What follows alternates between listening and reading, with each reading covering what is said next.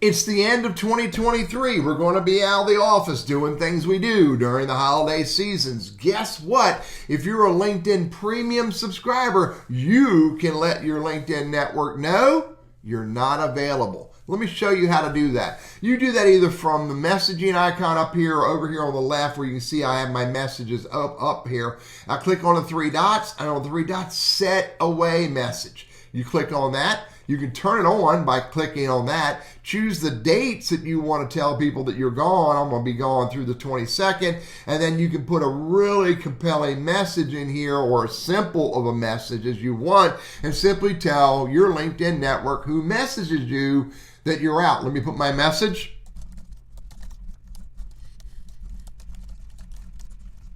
And there's my message. All I have to do now is hit save. And now anyone who messages me will get that alert that says I'm gone. And by the way, you know that's on because when you refresh and you go to messaging, you click on it right here, it tells you it's on. And you can also go to messaging up here and you'll see that it's on as well right there. It says it's on right there. And all you have to do to change it is simply anywhere you want, mobile device, on the messaging box, or on the messaging thread over here, click on update.